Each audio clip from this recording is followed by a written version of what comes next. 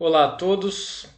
Vamos dar então continuidade hoje aos nossos estudos da Epístola de Paulo aos Romanos. Havíamos dado uma pequena pausa na semana passada por conta da Ascensão, mas hoje iremos prosseguir pela carta de Paulo aos Romanos, capítulo 8.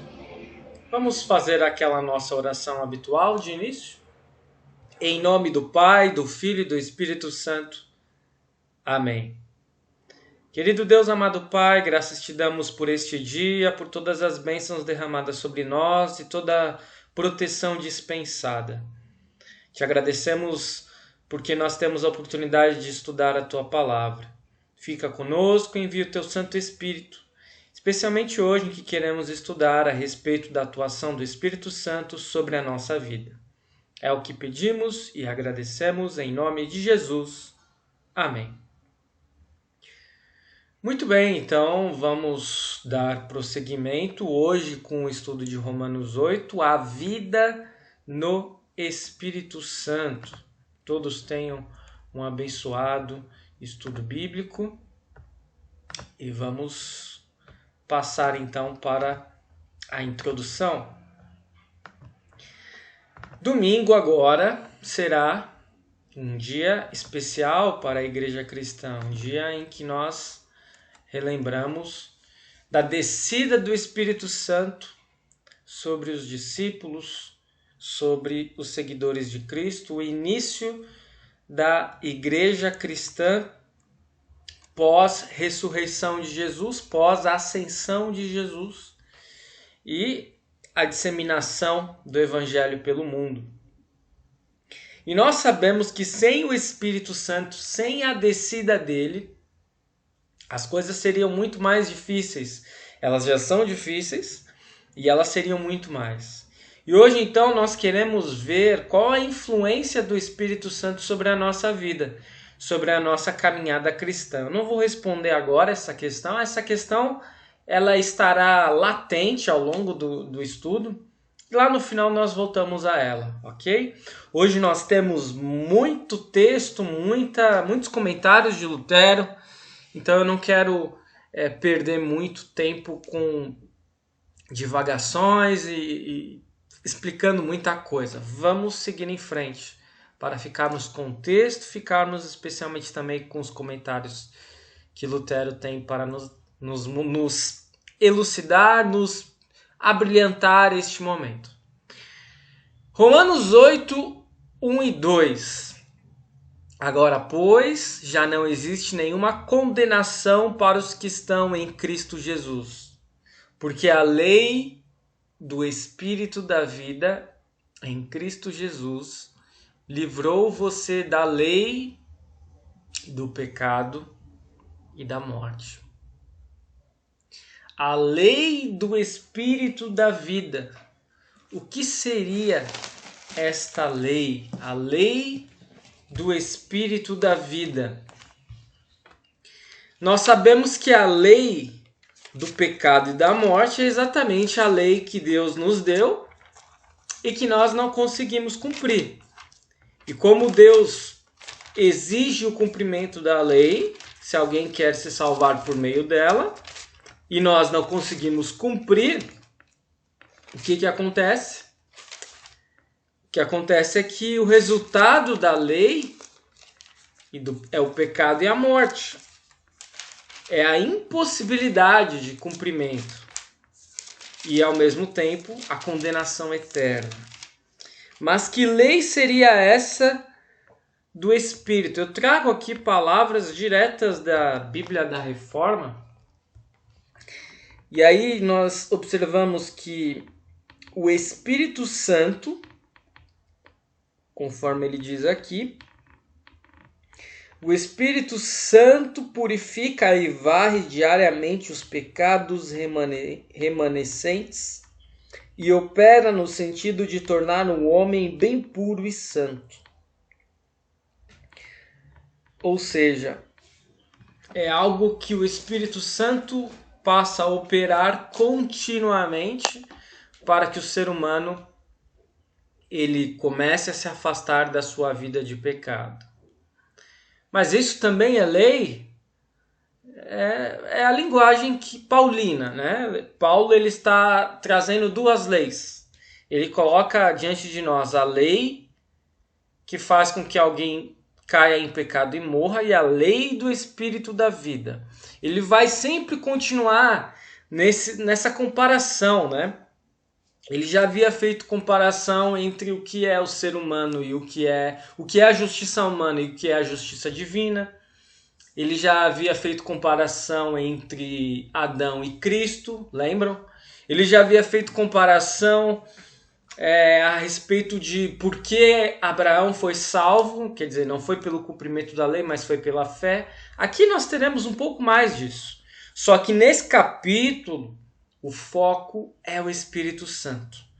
É aquele no qual nós iremos relembrar especialmente da sua descida no próximo domingo. Romanos 8, 3 e 4.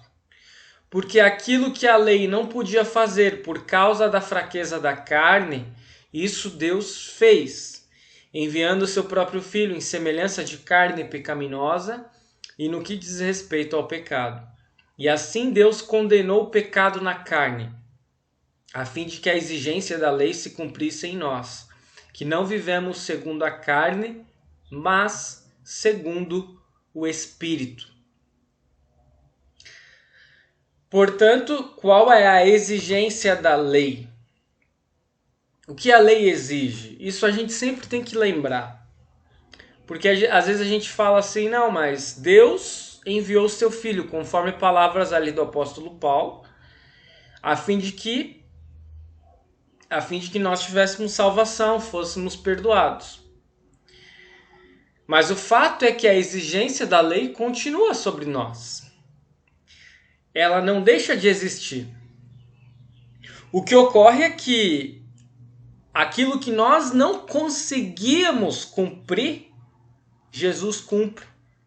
E ele cumpre em nosso lugar. Portanto, a exigência da lei, ela continua. Mas ela é cumprida na íntegra, não por nós, mas por Cristo Jesus. Nós continuamos tendo a lei como alvo de vida, como alvo da vontade de Deus, como de fato é a vontade de Deus para a nossa vida, e continuamos tendo a lei como alvo para perseguir pelo resto da vida. Mas nós sabemos que a exigência dela não somos nós que cumprimos, mas é Cristo Jesus, o nosso Senhor. Romanos 8, 5 e 6. Os que vivem segundo a carne se inclinam para as coisas da carne, mas os que vivem segundo o Espírito se inclinam para as coisas do Espírito. Pois a inclinação da carne é morte, mas a do Espírito é vida e paz. Então o apóstolo Paulo, conforme eu disse, nesse caminhão de comparações que ele faz, ele traz mais uma aqui em Romanos 8. Há as pessoas que vivem segundo a carne e há as pessoas que vivem segundo o Espírito. O que é viver segundo a carne e o que é viver segundo o Espírito? É isso que nós precisamos saber. Quem vive sobre a carne e quem vive sobre o Espírito? Conforme palavras ditas pelo apóstolo Paulo, os seguidores de Cristo vão procurar viver segundo quem? Não segundo a sua carne, mas segundo o Espírito. O que é viver segundo a carne? É seguir o que a nossa natureza humana deseja. É ter ódio, querer tudo só para mim, ser egocêntrico, não me importar com a vontade de Deus, apenas com a minha mesma. O que é viver segundo o Espírito? É procurar ter amor pelas pessoas, colocar o amor a Deus acima do amor a mim mesmo, as coisas que eu desejo, colocar a vontade dele acima da minha vontade.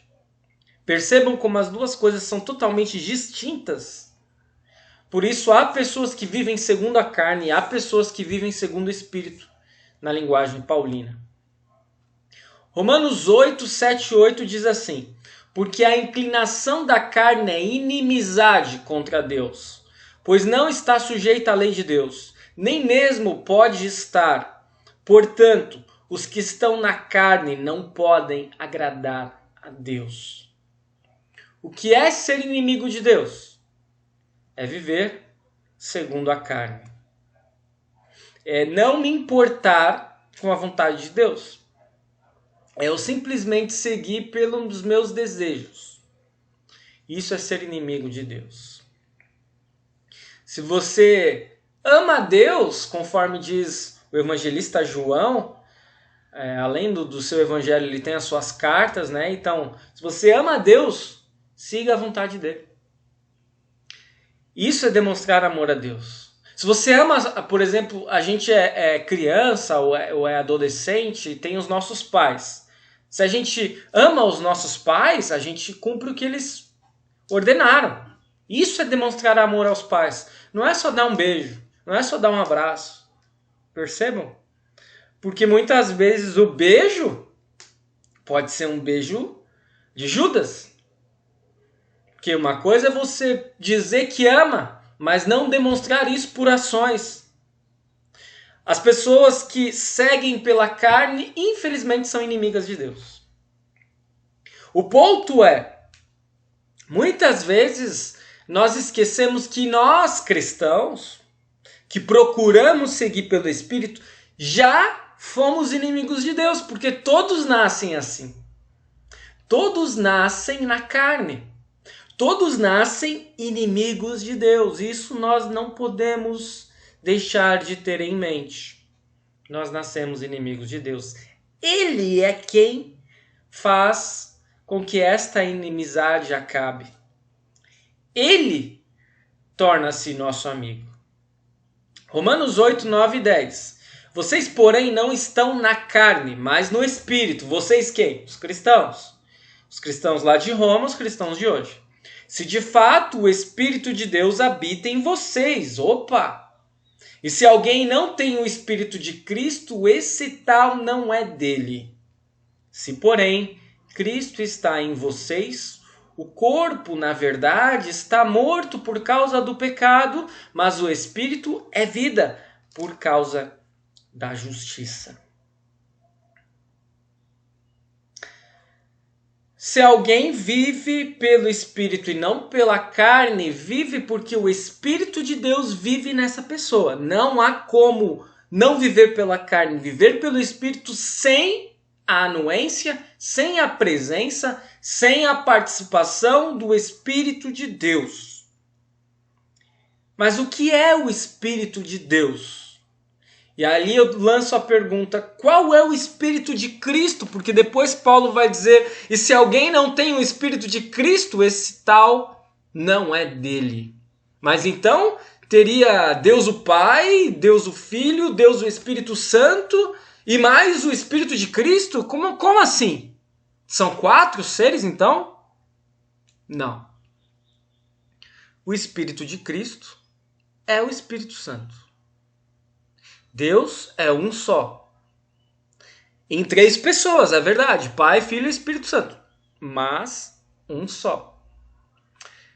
Então, pastor, você está falando que o Espírito Santo é o Espírito de Cristo? Podemos dizer que sim. Né? Quer dizer então que nós portamos o Espírito de Cristo? Vejam só. Que interessante observar isso. Que interessante observar por esse prisma, por essa perspectiva. Eu estou até aqui olhando mais uma vez na Bíblia da Reforma, que fala a respeito de portarmos o Espírito, né? E ali ele vai dizer, Paulo se dirige a seus leitores, os cristãos em Roma, e o Espírito de Deus, o Espírito de Cristo, assim como o credo niceno confessa, o Espírito procede do Pai e do Filho, habita em vós. Os cristãos, como um corpo, a igreja, são o lugar da habitação permanente de Deus. Quem reside neles é a terceira pessoa da Trindade, não meramente alguma força. Portanto, não existe um outro Espírito, percebam? É o mesmo Espírito de Deus. O Espírito de Cristo que Paulo se refere aqui é o Espírito Santo, é a terceira pessoa da Trindade. E é esse Espírito que está conosco. Talvez aí nós poderíamos lembrar do estudo bíblico da semana passada, quando nós lembramos da ascensão, falamos que Jesus subiu aos céus, mas que continua conosco, porque ele mesmo disse que enviaria o Consolador, e ele mesmo disse que estaria com seus discípulos, ele disse, eu estarei convosco até a consumação dos séculos. Portanto, nós temos a companhia do Espírito Santo, que nada mais é do que do Espírito de Cristo, e Cristo está conosco. Como é consolador saber disso. Não tem como nós separarmos as pessoas da Trindade. Elas estão juntas porque, na verdade, é uma só. É triuno. Isso é difícil de entrar na nossa cabeça racional, na verdade é impossível. Mas é o que o texto bíblico nos ajuda aqui a entender um pouco, pelo menos. Como Jesus está conosco em espírito. Romanos 8, 11 e 12. Se em vocês habita o espírito daquele que ressuscitou Jesus dentre os mortos, esse mesmo que ressuscitou Cristo dentre os mortos, vivificará também o corpo mortal de vocês, por meio do seu espírito que habita em vocês. Assim, pois, irmãos, somos devedores não à carne, como se estivéssemos obrigados a viver segundo a carne. Cristo, esse mesmo que ressuscitou Cristo, diz o texto, o Espírito, esse mesmo que ressuscitou Cristo dentre os mortos, vivificará também o corpo mortal de vocês. O Espírito Santo nos vivificará, é o que o apóstolo Paulo diz. Precisamos, portanto, ser vivificados. O que é ser vivificado? Se ele está dizendo que Jesus havia morrido e foi ressuscitado pelo Espírito, vejam só quanta informação. Nós poderíamos dizer, Jesus mesmo se ressuscitou, quer dizer, ele não teve alguém que ressuscitou ele, porque ele é Deus, ele tem poder. Não, isso é verdade. Mas o Espírito contribuiu ali. São 3 pessoas em uma só, é sempre difícil falar da Trindade. Mas o ponto é, nós precisamos ser vivificados, quer dizer, nós precisamos ser ressuscitados. Por quê? Quem é que precisa ser ressuscitado? Quem está morto. Quem vive na carne está morto. Quando nós nascemos vivendo na carne, inimigos de Deus, nós estávamos mortos. Precisamos ser vivificados. E quem nos vivifica? É o Espírito Santo. O Espírito Santo nos vivifica. De que forma? Pelo batismo, pelo contato com a palavra, pelo sacramento do altar. E essa vivificação operada pelo Espírito Santo não ocorre de uma maneira apenas instantânea e nem de uma forma imediata. O que eu quero dizer com isso? Ocorre ao longo de nossa vida e de uma forma imediata, ou seja, por meios, pela palavra, pelos sacramentos.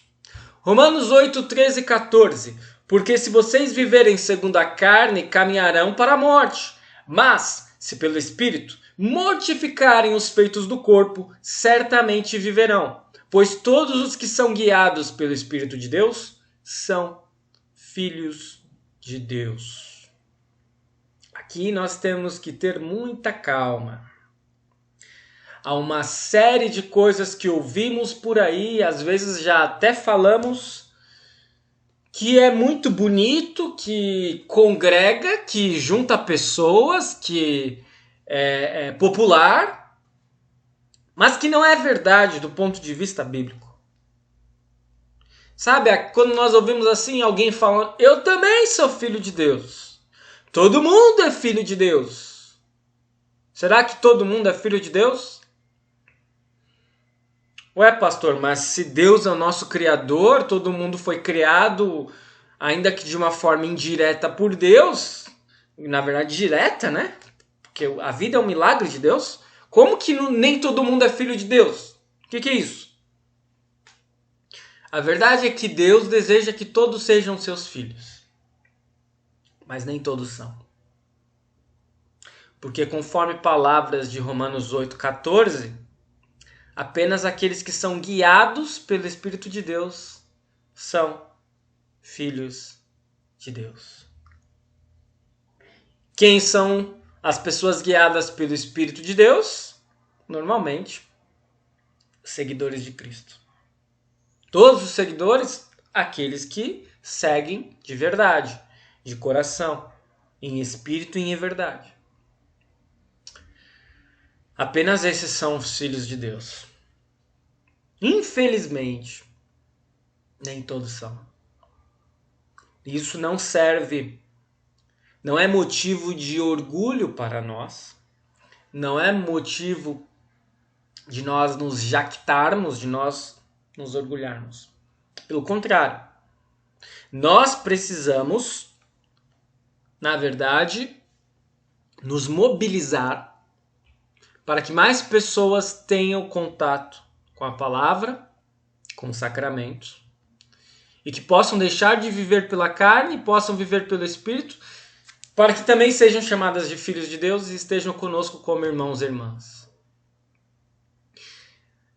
Eu sei que a igreja luterana não tem muito esse costume de a gente se chamar de irmão, né? Uma vez ou outra, um chama o outro de irmão, mas não é. Grande parte das igrejas evangélicas tem muito esse costume. Ô irmão! E aí fala o nome da pessoa. Ô irmã!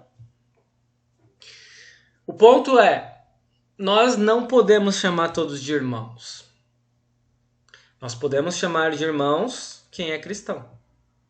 Quem não é cristão, isso do ponto de vista da fé espiritual, que eu estou dizendo, não familiar, não de relações de amizade, não é possível. Se fizermos isso, estaremos incorrendo em um erro bíblico. Mas, mais uma vez, eu reitero, porque isso não é motivo de orgulho, porque nós somos melhores do que aqueles que não são filhos de Deus. Porque quem eliminou a inimizade que existia em nós, quem nos afasta de uma vida pela carne e que faz com que vivamos pelo Espírito de Deus, é Deus. É o milagre de Deus a fé. Quem nos chama de filhos é o nosso Pai. E nós não podemos nos adotar. É Ele quem nos adota. É Ele quem nos chama de filhos. Romanos 8, 15 e 16. Porque vocês não receberam um espírito de escravidão para viverem outra vez atemorizados, mas receberam o espírito de adoção, por meio do qual clamamos Abba, Pai. O próprio Espírito confirma ao nosso espírito que somos filhos de Deus. Olha só. Vocês não receberam um espírito de escravidão. Então, deixem a antiga vida. Percebam, nós podemos chamar Deus de Pai. E quem confirma isso ao nosso espírito, porque cada um tem um espírito, nós não somos apenas carne, nós também somos espírito, é o Espírito de Deus quem confirma isso em nós. Ou seja, temos um espírito. Que tipo de espírito é esse? É difícil nós precisarmos. Tudo que é relacionado a espírito tem algo assim muito difícil de nós de fato analisarmos, descrevermos. Nós sabemos que na linguagem bíblica o espírito, por exemplo, no hebraico é ruá, e lá no Antigo Testamento, e no grego é pneuma. Pneuma. O ruá também é utilizado como vento, né? E o Espírito, ele é como um vento, ele se move sem nós observarmos, isso falando do Espírito de Deus. Nós não o enxergamos, apesar de nós observarmos os efeitos de suas ações. Assim como o vento, nós não vemos o vento, mas quando ele está forte, nós de repente vemos uma bandeira tremulando, nós vemos o mar, as águas se agitarem, nós vemos aqueles instrumentos de navegação se agitarem. Quando o Espírito de Deus toca em nosso espírito, nós não vemos isso acontecer. E ele está confirmando em nosso espírito que nós somos seus filhos. Nós percebemos, aqui estamos aí entrando numa linguagem quase das igrejas pentecostais, pastor. Não diria tanto, mas sim, observamos a ação do Espírito Santo em nossa vida. Quem nunca observou isso? Quem nunca percebeu o Espírito Santo atuando diretamente na sua vida? Sabe, aquecendo o seu coração em um momento de louvor, dando as palavras a serem proferidas em uma oração.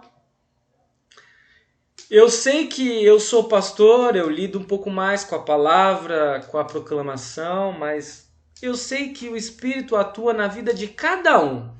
Agora, olhando para mim, porque é o exemplo que eu tenho, que eu posso mencionar, eu posso dizer para vocês, eu cansei de ver isso acontecer na minha vida. Às vezes eu ia lidar com uma situação complicadíssima, alguém gravemente enfermo, alguém que tinha perdido um ente querido, e eu, assim, instantes antes no carro, instantes antes num corredor de hospital, ficava pensando, meu Deus do céu, o que é que eu vou falar? O que é que eu vou fazer? Como eu vou me portar? Eu não sei.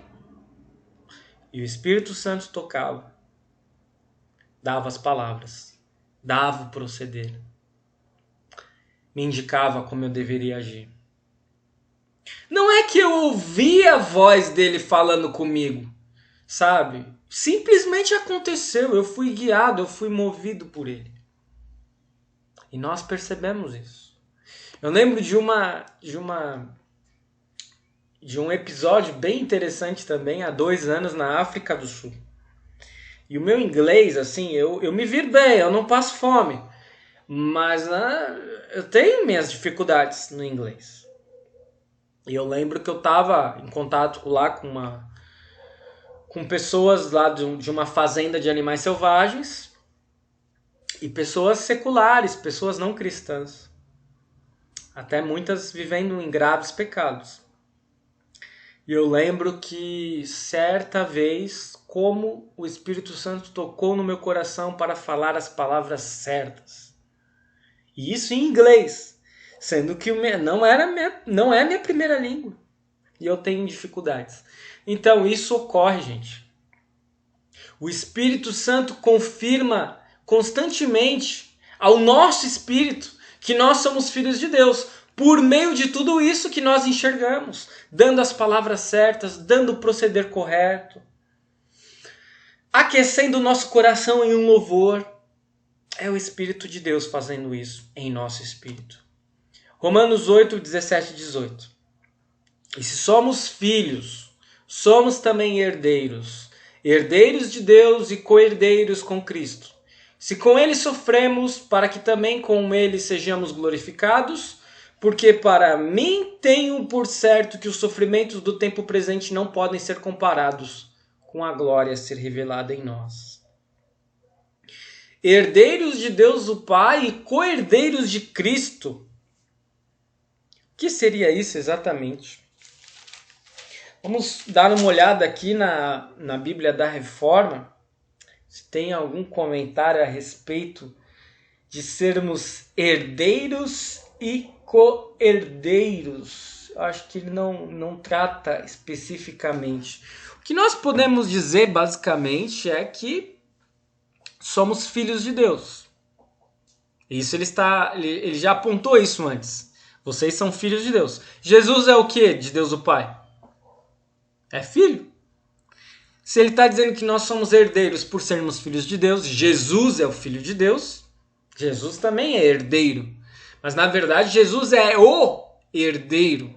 E Jesus é o filho. Nós somos adotados, nós somos filhos, mas conforme palavras do credo, Jesus foi gerado, não criado. Nós fomos gerados e criados por Deus.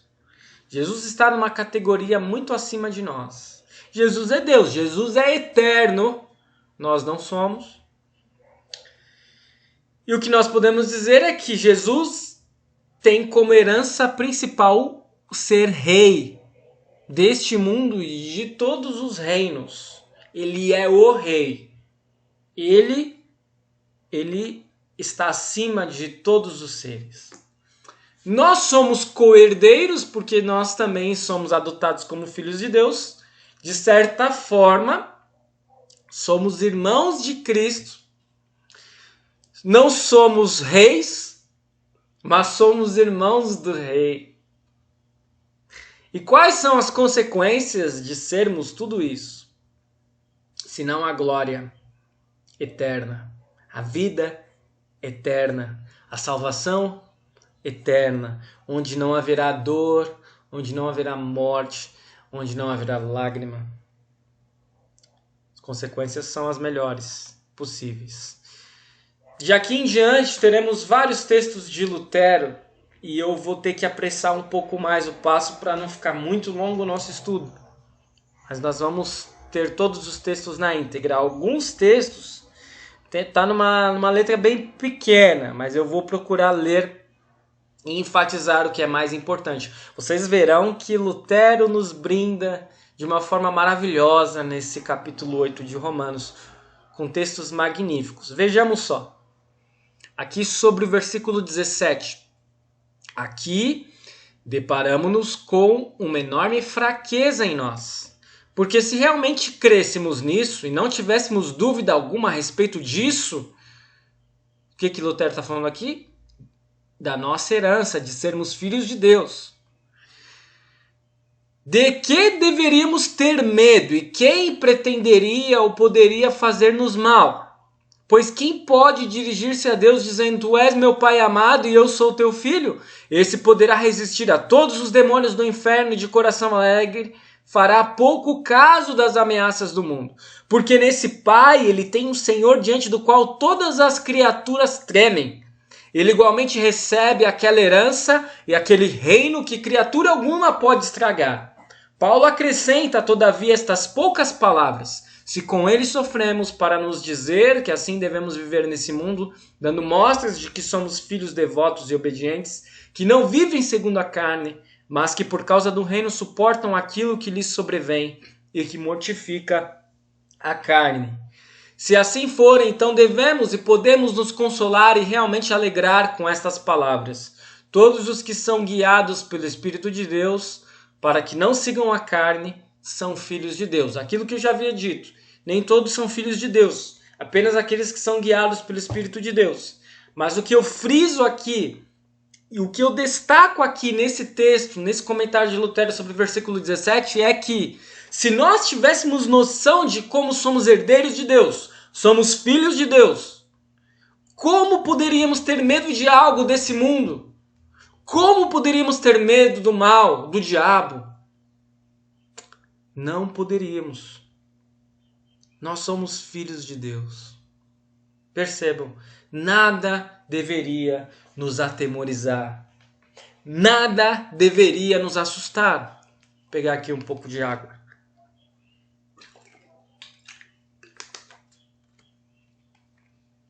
Agora mais um comentário sobre o versículo 18.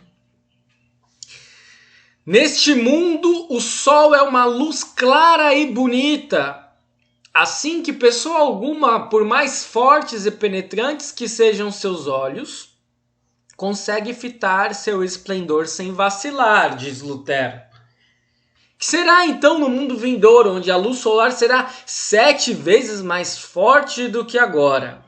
Não sabemos exatamente de onde Lutero tirou isso, mas nós podemos ter a plena certeza de que a luz no outro mundo vai ser luz, viu? Vai iluminar. E aí ele continua: serão necessários olhos fortes e penetrantes, capazes de suportar um sol daqueles. Se Adão tivesse permanecido na inocência em que foi criador, teria olhos fortes e penetrantes e teria olhado para o sol como uma águia. Mas por causa do pecado e da queda, nosso corpo, alma, olhos, ouvidos e todos os demais órgãos ficaram tão enfraquecidos, envenenados e arruinados que nossa visão é 100 vezes mais fraca do que a de Adão antes da queda. Nossos corpos são impuros e todas as criaturas estão sujeitas à vaidade. O sol, a lua, as estrelas, as nuvens, o ar, a terra e a água não são mais tão puros, lindos e encantadores como eram. Mas naquele dia tudo voltará a ser novo e bonito. Como São Paulo diz em Romanos 8, a própria criação será redimida do cativeiro da corrupção para a liberdade da glória dos filhos de Deus. O que Lutero está dizendo aqui? Com a queda em pecado, tudo foi ladeira abaixo. Não apenas a nossa existência, não apenas a nossa maneira de se portar por conta da nossa natureza pecadora. A nossa saúde, a nossa capacidade de enxergar, a nossa capacidade de ouvir, a nossa inteligência. O mundo em que vivemos, o céu, a atmosfera, os rios, o mar, as plantas, os animais, tudo degringolou com a queda. Mas naquele dia, quando Cristo voltar, nos levar para novos céus e nova terra, tudo voltará a ser novo e bonito. Romanos 8, 19 e 21. A ardente expectativa da criação aguarda a revelação dos filhos de Deus, pois a criação está sujeita à vaidade, não por sua própria vontade, mas por causa daquele que a sujeitou, na esperança de que a própria criação será libertada do cativeiro da corrupção para a liberdade da glória dos filhos de Deus. Aquilo que eu já havia dito antes, nós já havíamos visto antes, a criação padece pelo pecado humano. Romanos 8, 22 e 23, porque sabemos que toda a criação a um só tempo geme e suporta angústias até agora, e não somente ela, mas também nós que temos as primícias do Espírito. Igualmente gememos em nosso íntimo, aguardando a adoção de filhos, a redenção do nosso corpo. Por isso eu digo, eu tenho reiterado isso e vou sempre reiterar. Qual deve ser a nossa relação com este mundo, com as coisas deste mundo, com a nossa pátria? Seja um bom cidadão. Cumpra seus deveres. Faça o melhor para seu país, mas jamais esqueça, neste mundo, nesta vida, o sofrimento nos espera. Parece ser uma visão derrotada, uma visão pessimista. Não, é uma visão realista. Não importa o sistema de governo, não importa o partido político, não importa o governante no poder. A criação geme. Nós, igualmente, gememos pelos sofrimentos, pelas angústias, de vivermos em um mundo caído, de sermos pecadores, estarmos rodeados de pecadores, governados por pecadores. Como que alguém pode, em sã consciência, achar que um sistema de governo, um partido político ou um governante diferente no poder irá alterar grandemente a nossa situação? Por mais déspotas, por mais corruptos, por mais violentos e incapazes que sejam nossos governantes, dificilmente teremos uma alteração muito significativa nesse quadro. Por quê? Porque nós somos governados por pecadores. Com isso eu não quero dizer que a batalha, ou digamos assim, a nossa cidadania vai ser esquecida nesse mundo. Quer dizer, nós podemos agir, procurar votar da melhor forma. Isso tudo não altera o fato de que a nossa esperança não pode estar nesse mundo. De que nós não podemos, o cristão não pode ser utópico neste mundo. Não há milagres. Ok? Continuando. Romanos 8, 24 e 25. Porque na esperança fomos salvos. Ora, esperança que se vê não é esperança. Pois quem espera o que está vendo? Mas se esperamos o que não vemos, com paciência o aguardamos. O que estamos esperando que não vemos? É que um novo partido assuma o governo e tudo melhore do dia para a noite em nosso país? É que os países comecem a se juntar no mundo e que não exista mais guerras? É isso que nós estamos aguardando?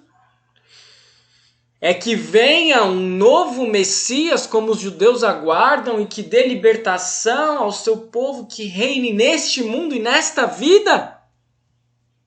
Não.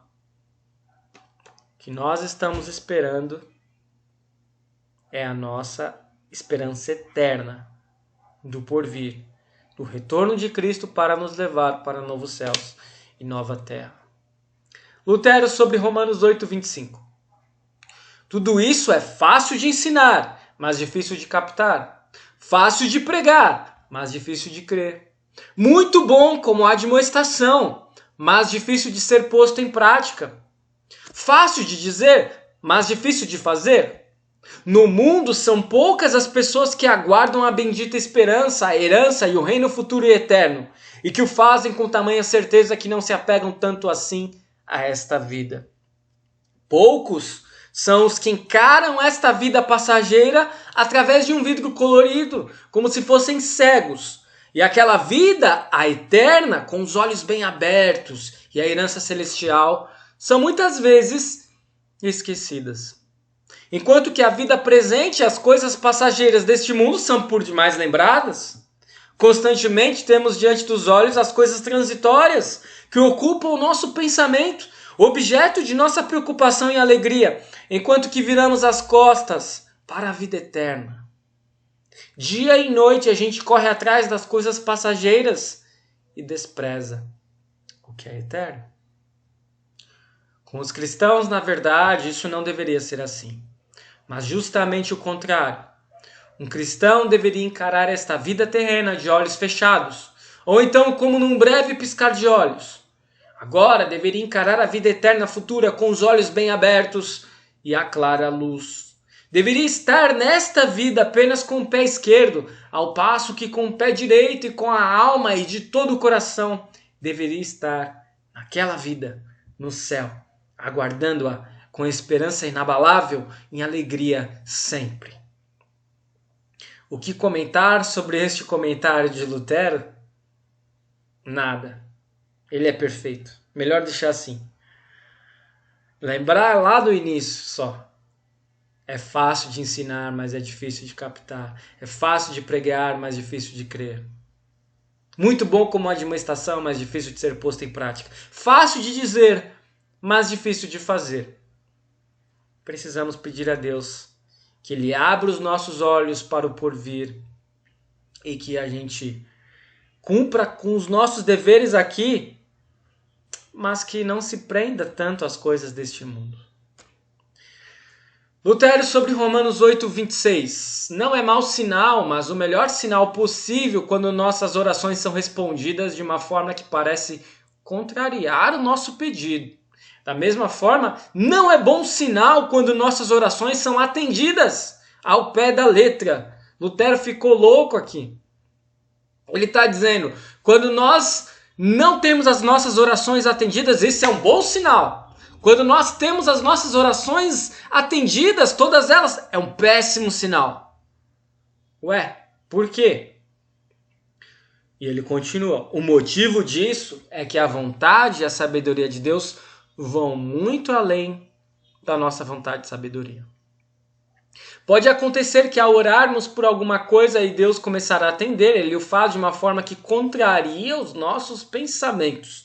Parece que Deus está irado conosco depois da nossa oração mais do que antes. E que no que diz respeito ao que pedimos, estamos em pior situação do que antes de orar. Deus faz tudo isso porque é esta a sua maneira de agir. Primeiro destrói e aniquila o que há em nós, antes de nos presentear com seus dons. Percebam então que muitas vezes quando você tiver como resposta de suas orações um não, é Deus atuando e agindo para que você melhore, para que você se prenda mais a Ele. Quando não há mais esperança e tudo começa a acontecer ao contrário de nossas orações e nossos desejos, iniciam aqueles gemidos inexprimíveis.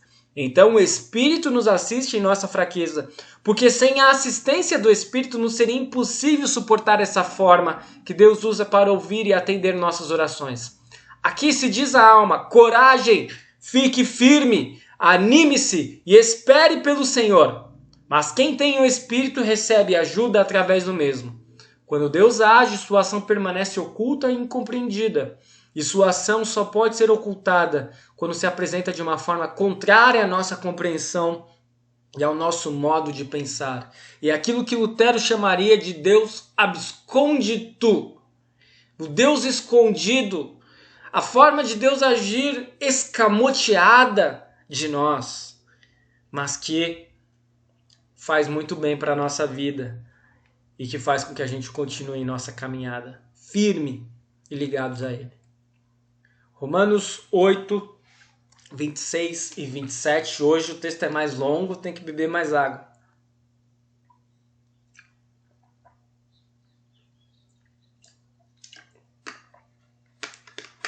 Da mesma maneira, também o Espírito nos ajuda em nossa fraqueza, porque não sabemos orar como convém. Mas o próprio Espírito intercede por nós, com gemidos inexprimíveis. E aquele que sonda os corações sabe qual é a mente do Espírito, porque intercede pelos santos de acordo com a vontade de Deus. Aquilo que eu havia dito, muitas vezes nós não sabemos quais palavras dizer, mas o Espírito nos diz. Devemos orar e não esperar aprender a orar. Jamais saberemos orar perfeitamente, e isso é bom, porque não nos causa orgulho. Tudo aquilo que nós nos damos conta, assim, eu jamais farei isso de uma maneira perfeita. Eu não sou apto para isso. Ah, então aí você está apto. No reino de Deus, nas coisas espirituais, em nosso relacionamento com Deus, o paradoxo é o que dita o ritmo. O que é o paradoxo? É aquilo que eu digo assim, eu acho que é, mas não é. A vida cristã, ela é repleta disso. Quando você disser que sabe orar, que tem um dom para orar, provavelmente você terá que passar algum tempo com a palavra e com o Espírito de Deus, e Ele iluminará a sua mente apontando para a verdade de que ninguém sabe orar perfeitamente, mas que ainda assim nós devemos orar. Quando se busca muito uma coisa nesse mundo, significa que essa pessoa não está apta para aquilo. Como diria, tem uma frase assim, né, no que se refere à governança, ao poder, aos políticos. Aquele que se diz capaz, plenamente capaz, que nasceu para coisa, que quer governar, quer chegar a determinado cargo, esse jamais deveria ser eleito. Jamais. Aquele que diz, não é para mim, eu não sou apto, eu não tenho essa capacidade. Esse provavelmente é o escolhido de Deus. Porque quem não enxerga capacidade em si, vai buscar. Vai buscar, sendo cristão, vai buscar em Deus. E vai fazer algo bom para o reino. Vai servir a Deus, vai servir o próximo. E não se servir. Lutero sobre Romanos 8, 26. Que ninguém nos engane pensando que pode livrar-se completamente do pecado, dos desejos, da velha natureza humana e dos maus pensamentos. Agora, todo cristão deveria ter em si este desejo de se ver livre de tudo isso e implorar a Deus. Puxa, como eu gostaria de estar livre do pecado. Este clamor do Espírito Santo dentro de nós vai durar até o dia derradeiro. Por isso o pecado continua dentro dos pobres cristãos. Eles pecam não por malícia e de propósito, mas por fraqueza. A esses Deus pode muito bem perdoar. Por isso, nosso maior consolo é ter dentro de nós este testemunho do Espírito Santo, o que significa que o indivíduo pode, em meio à necessidade, clamar a Deus para que lhe seja gracioso e ajude. Quem vive da carne, nós sabemos, vive em pecado. Peca indistintamente. Peca inúmeras vezes. Quem vive do Espírito não peca então, pastor? Quem vive do Espírito também peca. Agora bugou a nossa cabeça. Pô, quem vive da carne vive no pecado. Quem vive do Espírito não vive no pecado. Não. Quem vive no Espírito, os cristãos, também pecam. Apesar de não viverem na carne. É o que Lutero está dizendo aqui. Todo cristão deveria ter em si este desejo de se ver livre e implorar a Deus. Puxa, como eu gostaria de estar livre do pecado. Eles pecam, não por malícia de propósito, mas por fraqueza. E aí nós lembramos daquela frase de Paulo dita há alguns estudos atrás. O bem que eu quero fazer, não faço. O mal que eu não quero, esse eu faço. E se nós perdermos essa noção, se nós acharmos que somos capazes de cumprir a lei, vivemos pelo Espírito, eu realmente sou uma pessoa espiritual, eu não tenho fraquezas, aí está tudo perdido. Temos que ter essa noção. E lutar contra a nossa carne. A diferença do cristão para o não cristão, do que vive pelo Espírito para o que vive na carne, não é não ter as tentações e a concupiscência, os desejos. É lutar contra eles. Romanos 8, 28 e 29. Sabemos que todas as coisas cooperam para o bem daqueles que amam a Deus, daqueles que são chamados segundo o seu propósito.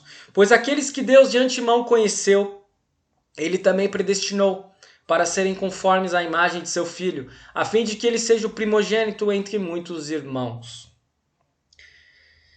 E aqui então, a partir daqui até o final do capítulo 8, nós teremos uma série de textos conhecidos, chavões, até quase clichês.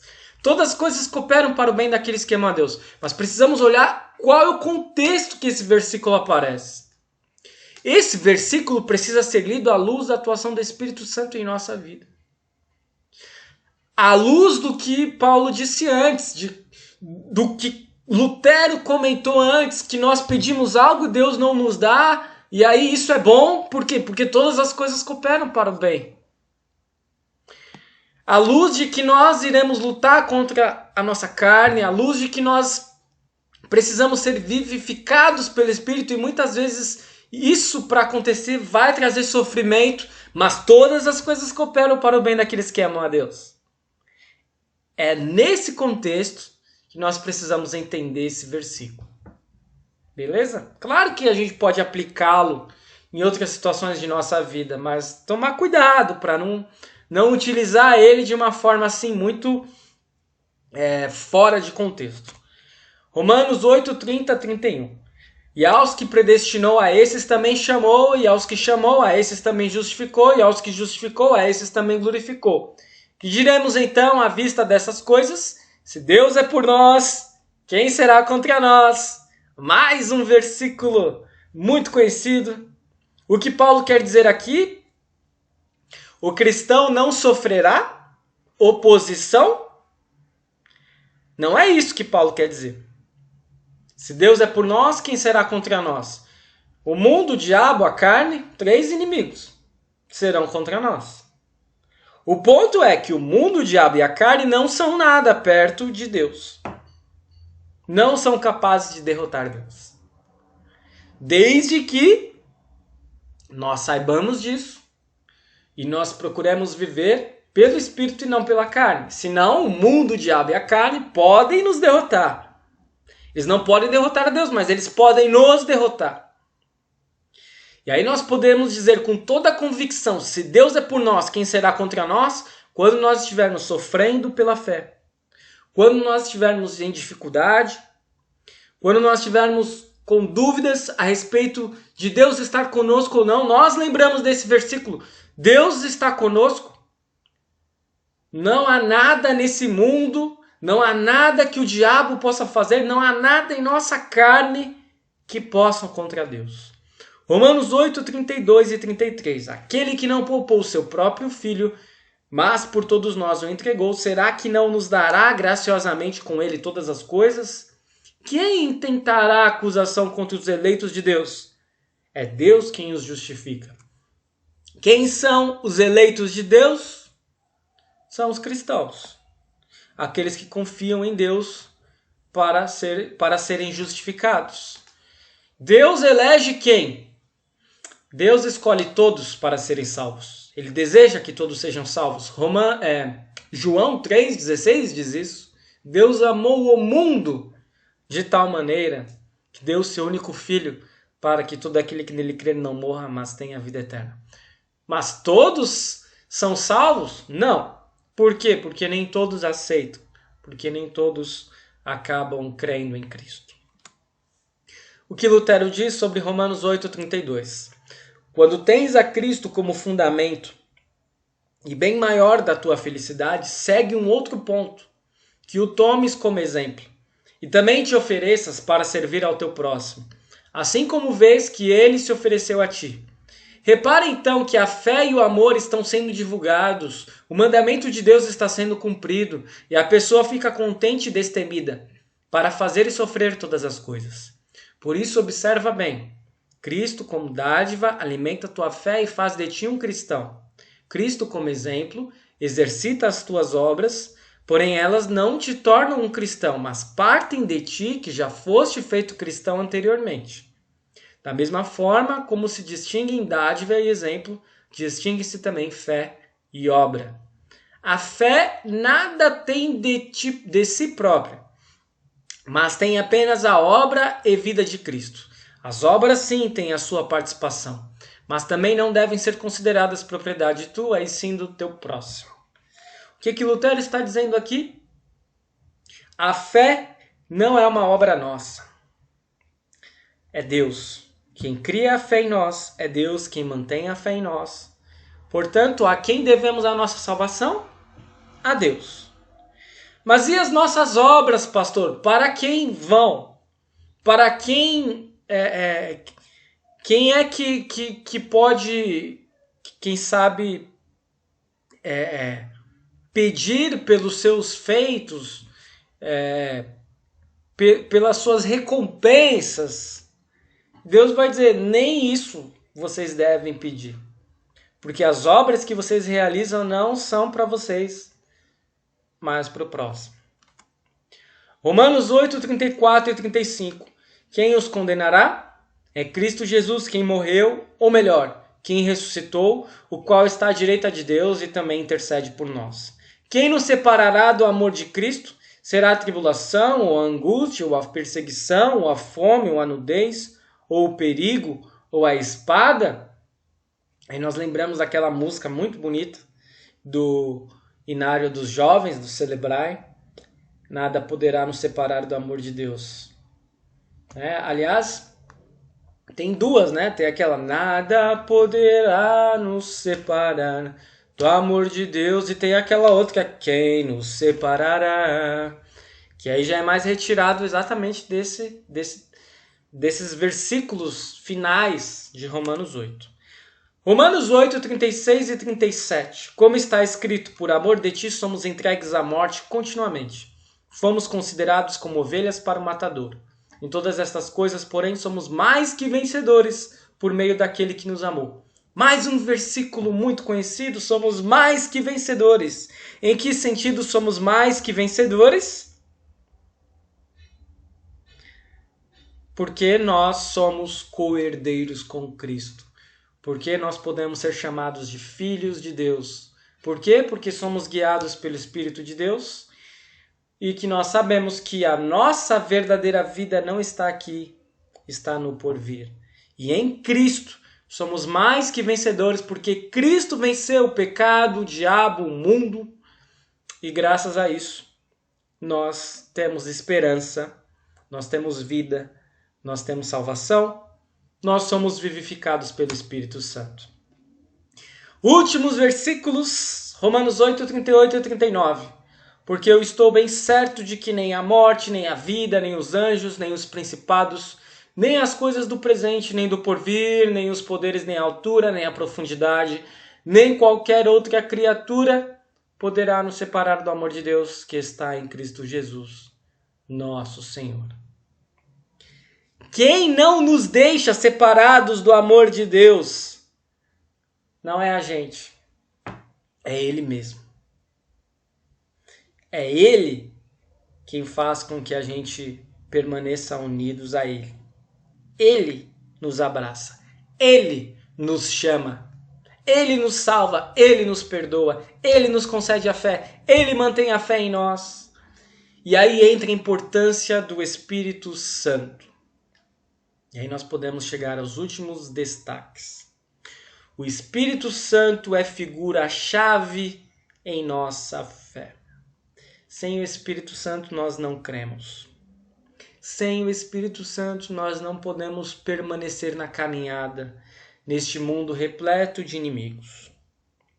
Pelo Espírito Santo recebemos vida, somos vivificados, somos ressuscitados espiritualmente porque nós nascemos mortos. Por isso não há vida sem o Espírito Santo. Quem não tem o Espírito Santo, quem não vive pelo Espírito, vive pela carne, não vive, está morto. Se o Espírito Santo é tão importante, por que só lembramos dele de forma especial em um culto por ano, pastor? Que vai ser agora no próximo domingo?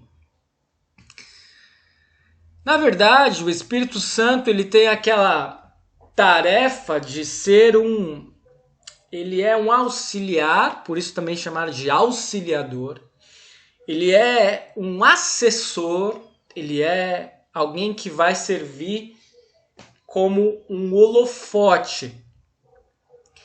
Ele vai jogar luz num palco para a estrela principal, que é quem de fato nos perdoa e nos salva.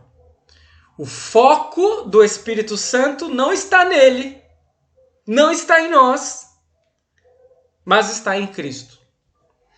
Por isso nós não falamos especificamente dele nos outros cultos, mas ele sempre está lá, nos mantendo na fé, na palavra, nos sacramentos, nos hinos que cantamos, nas orações.